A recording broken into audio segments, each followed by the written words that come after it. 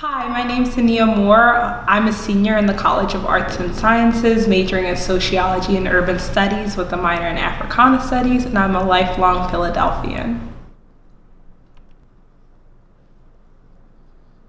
I didn't know what a Rhodes Scholarship was when I was in high school. The first time, this is a really funny story looking back on it, but the first time a Rhodes Scholarship was mentioned to me was sophomore year by one of my academic advisors, and she said, Anea, you could apply to the Rhodes Scholarship and go to the UK for graduate school and come back and then go to law school, and that's what presidents do. And I lied to you not. It's a very funny story now, but I remember thinking, I didn't say this aloud, but I remember thinking, this woman is crazy. I would never want to do that. And she saw it in me, but I didn't see it in myself because I didn't think it was possible for kids like me. So I kept, slowly but surely I warmed up to the idea, and winning this has been about beginning the process for many kids of warming up to the idea that we are qualified for stuff like this and we can win stuff like this.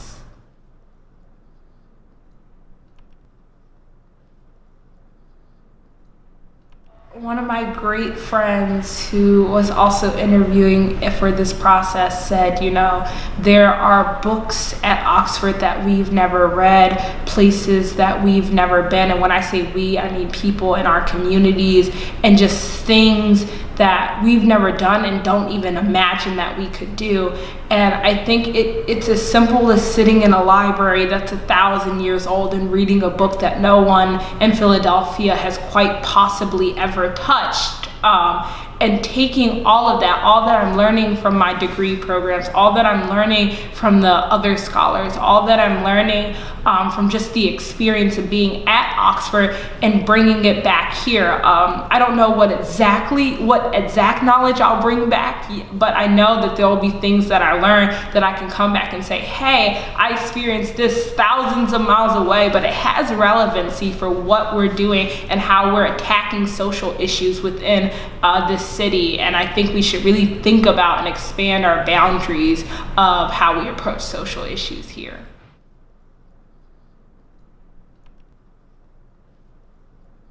First person that I called was definitely my Uncle Bruce. Both of my parents are passed, so my Uncle Bruce and my Aunt Ellen have been some of my largest support systems, and have stepped into the parental role for me during my years here at Penn. And so I called them hysterically crying. They couldn't understand me. They were like, "What are you saying?" And my Aunt Ellen got it quickly, but my Uncle Bruce was like, "I don't get this. Like, what is she saying?"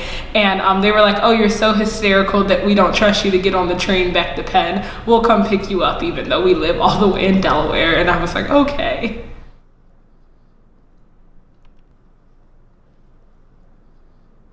I definitely enjoyed getting closer to people through this process. I would highly recommend, if you know other Penn students or students from across the country that are going through this process, do practice interviews with them. Just talk to them about how you're feeling. There's no one else who can understand better how you're feeling than another Rhodes Scholar finalist a week before your interviews. No one else other than those, couple hundred people that exist within the country at that current moment understand how you feel more. They understand how you feel more than anyone else. So talk to them, talk about your feelings, talk about your self-doubt. And I would recommend highly picking each other up. Don't view people as your competition. That's not safe territory. Like, pick yourself back up, make friends, because the fact of the matter is that it's statistically unlikely that you will win this scholarship, but it is very statistically likely that you can make good friends out of it.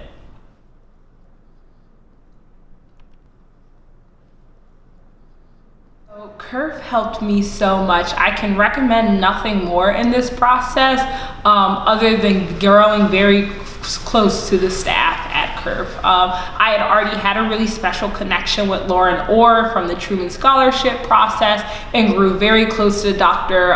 Genzer throughout this process. And there were just moments, I'm a I'm a crier. And at moments, I just need to cry to somebody. And my friends get tired of it. And so I went and cried in Lauren's office. I shed a few tears in Dr. Genzer's office.